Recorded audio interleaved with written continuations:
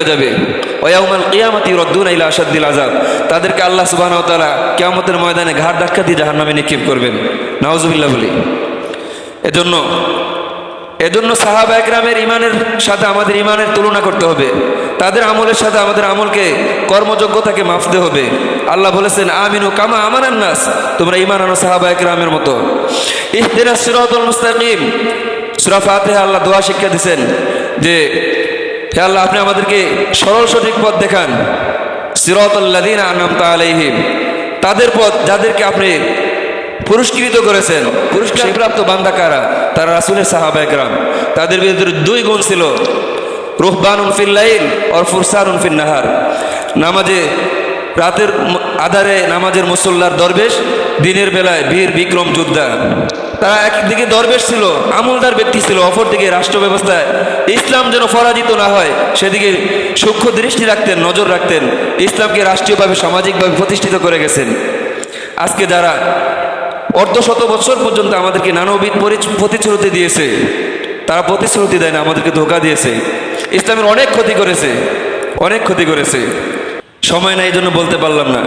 এজন্য আমাদের জন্য, দেশের নিরাপত্তার জন্য, দেশের সার্বভৌমত্বের জন্য, স্বাধীনতার জন্য, আমাদের ঈমান আমলের হেফাজতের জন্য ইসলামকে অবশ্যই রাষ্ট্র ক্ষমতা আনতে হবে। বিজাতীয় আদর্শের অনুসারীদের কাছে আমাদের ঈমান আমল, আমাদের দেশ স্বাধীনতা সার্বভৌমত্ব সুরক্ষা পাবে না, নিরাপত্তা কখনোই লাভ করবে না। আমরা বিজাতিদেরকে বিশ্বাস করতে পারি না। আগামীতেও যদি আমরা সচেতন না হই, আমাদের ভুল না ভাঙে, তাহলে আমাদের উপর হয়তো এমন লাঞ্ছনা গঞ্জনা বয়ে আসবে যেটা থেকে আমরা বের হতে পারবো না। আমরা রাজনৈতিক ক্ষেত্রে ইসলাম না মানার কারণে আমাদের দেশে এক শ্রেণীর মানুষ ক্ষমতায় আসে, আরেক শ্রেণীর মানুষ পলায়। আবার যারা ক্ষমতায় আসে তাদের ক্ষমতায় দোষ নামে, তারা পলায়। আবার যারা ইতিপূর্বে পলাতক ছিল তারা আবার ক্ষমতায় আসে। বলেন এটা কোনো ইজ্জতের জিন্দেগি না বেজ্জতের জিন্দেগি? আল্লাহ যে বলছেন আফাতুমিনুনা বিবাদিল কিতাব ওয়া তাকফুরুনা বিবাদ ফামা জাযাউ মান ইয়াফআলু যালিকা মিনকুম ইল্লা খিজুন ফিল হায়াতিদ দুনিয়া। তোমরা যদি কোরআনের কিছু অংশ মানো আর কিছু অংশ ছেড়ে দাও, তাহলে তোমাদের দুনিয়ার জিন্দেগি আমি বেজ্জতির করে দিব আর পরকালে ধাক্কা দিয়ে জাহান্নামে নিক্ষেপ করব। তার বাস্তবতা দুনিয়া থেকে দেখেন, দুনিয়া থেকেই দেখেন। এজন্য বেজ্জতির জিন্দেগি থেকে বের হতে হবে, পূর্ণাঙ্গ ইসলাম যেন মানি। তাহলে আমরা শয়তানের ফাঁদে পা দেওয়া হবে না।